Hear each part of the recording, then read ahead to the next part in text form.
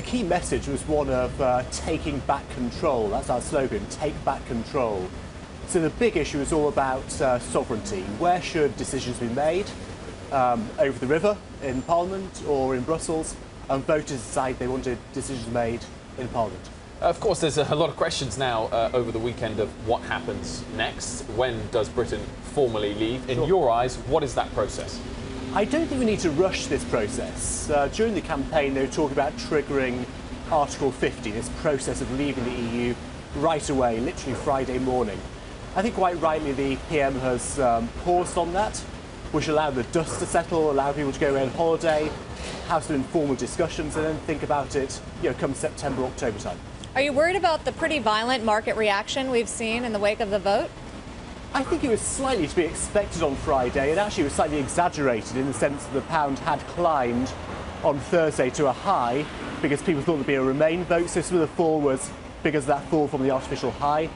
I actually think the markets, now they see that decisions have been made, once they start seeing the plan, they've heard from the Chancellor George Osborne this morning, the government's been doing contingency planning.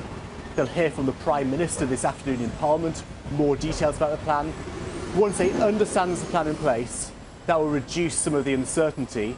And actually people, there very much is a plan.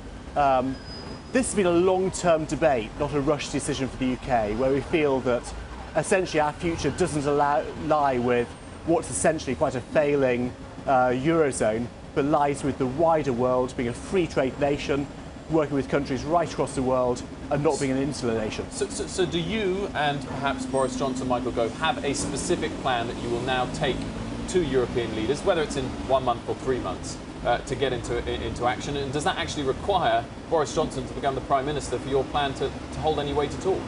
Well, it must be understood that Vote Leave, of course, was a referendum campaign group who weren't an opposition political party. And as you touch on, there's now a process of having a new leader for the Conservative Party. I hope whoever that new leader is will make sure that they consult with Vote Leave, because we have done lots of detailed planning. And I actually think that far sooner than the leadership elections, it could take several months, it could be a 2 or 3 month process.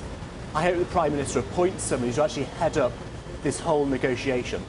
Lots of people in London today talking about making Michael Gove Foreign Secretary. He was one of the key people at Vote Leave. Very, very bright man, thought a lot about this, did lots of speeches on what the plan could look like.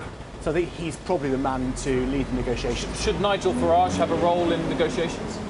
This was very much a win for Vote Leave. Vote Leave didn't include UKIP as a campaign. We were cross-party, we had UKIP representatives, but we involved the Conservative Party, the Labour Party, business, the Liberal Democrats, the Greens. I think that Nigel Farage has played a role getting the referendum, but I think now the actual process of the negotiation needs to be done by people from the governing party, from the Conservative Party. Hey CNBC fans, thanks for checking out our YouTube channel. Here you're going to find videos packed with all of the information that you need to be smarter about your finances. You can subscribe by clicking right here and click on all the videos around me or the I right here to watch the latest from CNBC. Thanks for watching.